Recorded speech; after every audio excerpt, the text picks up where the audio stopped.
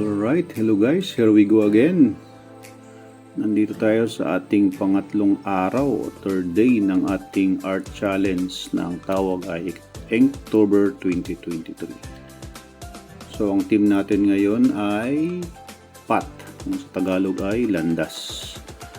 Yung ilang team natin, nung una, first day ay ano yan? Kalimutan ko. Dream pala yung dream din. Yung last day naman ay spider. So dito sa PAT ay gagawa tayo ng isang illustration na kung saan ay meron ding character. So mahilig ako sa mga character. Character natin ngayon ay isang ano kaya to? Isang babae o isang teenager na bata. Kung saan since PAT yung ating team, ang plano natin gawin ay isang nag-iisip or iniisip yung kanyang tataking landas sa buhay. Alright. So dito makikita natin, dito na yung ating illustration sa kanyang details sa kanyang mukha. Ang ginamit nating papel dito is watercolor journal na ang sukat ay 6 by 4 inches. Mas magandang gamitin ang ganitong papel sapagkat malambot. Then sinimulan natin sa pag-sketch. Ang gamit natin ditong lapis ay mechanical pencil na may tigas na HB. HB yung kanyang tigas. So mas madali siyang mabura sa paggawa ng sketch, but hindi naman natin dito kailangan magbura sapagkat fast illustration lang yung gagawin natin.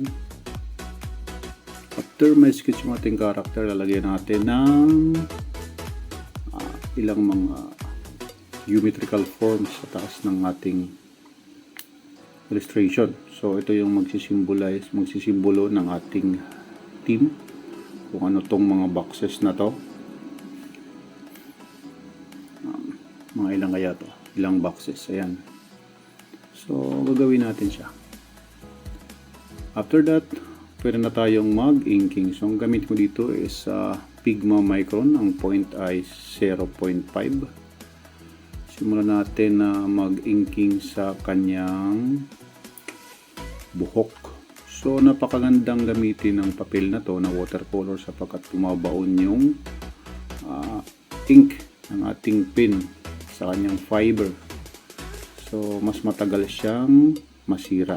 So kung gagamit tayo ng ibang papel na makintab or matigas, ang ink natin ay nasa taas lang ng papel. So mas malaki yung chance na mag fade away o mabura agad or mag-smudge yung ating ink. Lalong-lalo na kung habang nag-drawing ka ay madidikatan ng yung kamay o yung mga daliri mo masama smudge. Hindi katulad ng watercolor paper ay pumapasok agad yung ink natin. So ang ink nitong Pigma is water based. So mas maganda to kahit mabasa to is hindi to nagbablat o nag-smudge. Alright. So mostly sa Inktober ang mga illustration natin na gagawin ay black and white. So lahat mga pin, walang kulay yung ating artwork. Puro illustration. So parang comics lang siya sa magazine. Pero meron din mga comics na may kulay. So may mga illustration na comics na wala din kulay na parang ganito lang. So yung style na ginamit natin dito ay semi-realistic. Hindi masyadong ma-details kasi fast illustration lang yung gagawin natin. Okay, so natapos natin yung stripe. Nilalagyan natin ng mga fill pero mahirap gamitin yung 0.05, so gagamit tayo ng brush pin. Yan. So ang brush pin na to medyo makapal yung kanyang tip at nag-iiba-iba. Kapag dinidiin mo siya, lumalapad yung kanyang shade. So parang brush talaga siya. Okay, so sa pag-shading naman, ang gagamitin natin dito is hatching and cross-hatching. So ang pin na gagamitin natin ay 0.02, maliit na pin. So mas magandang gamitin kung maliit na pin yung gamitin natin sa pag-shading, sa paggawa ng mga cross-hatching at saka hatching. Okay, iba't ibang linya yung ginamit natin. So gumamit tayo ng vertical lines, inclined lines,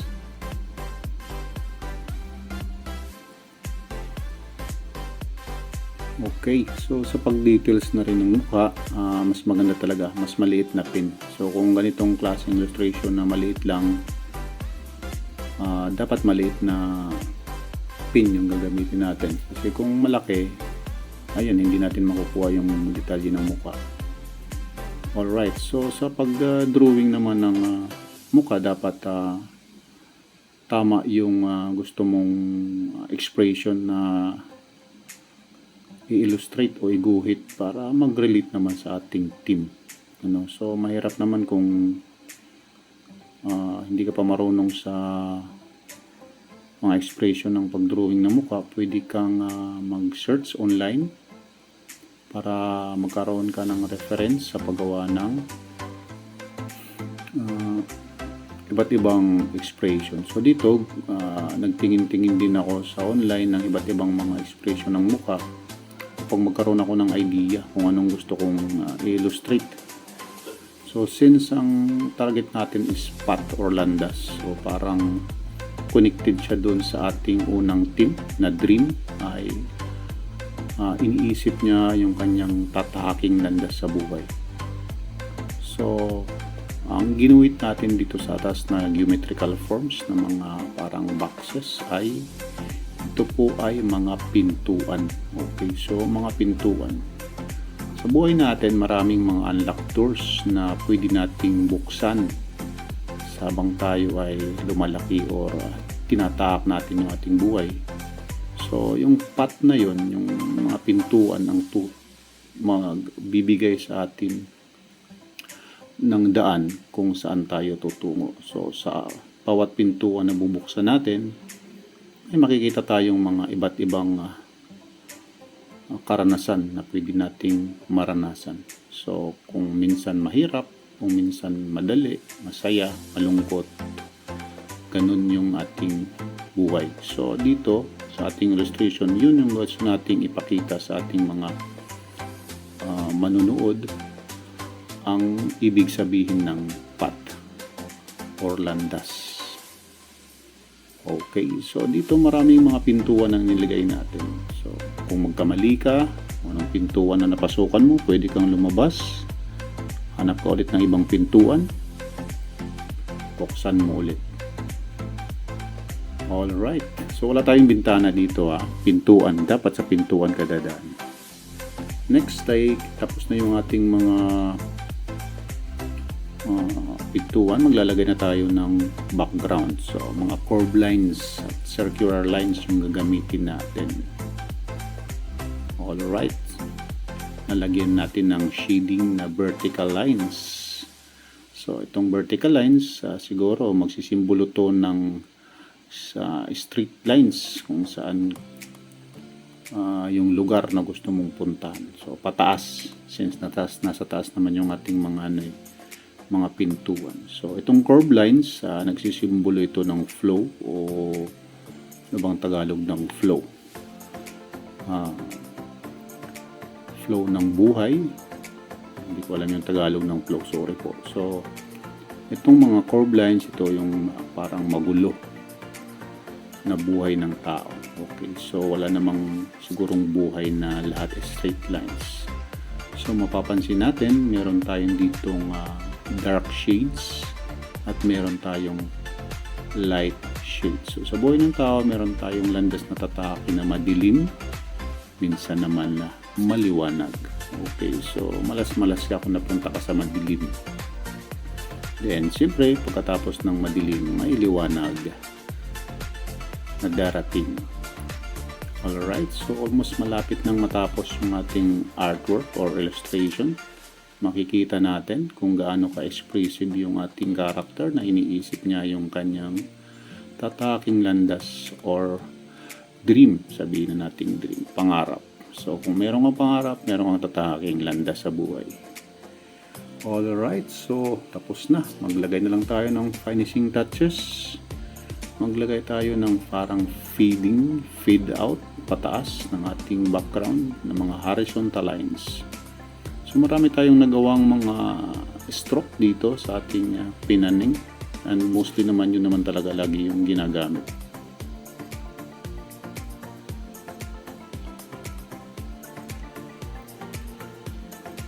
Alright, so sa mga nanood, maraming salamat, at sa mga hindi pa nakapanood at mga gustong manood, paki-subscribe na rin yung ating channel, yung video, para mantabayanan yung susunod pa nating mga illustration na gagawin. Ito po ang gagawin natin for isang buwan natin itong gagawin araw-araw, since this is a challenge sa ating mga kapwa artist. Kung gusto mong gawin, pwede kang magsimula.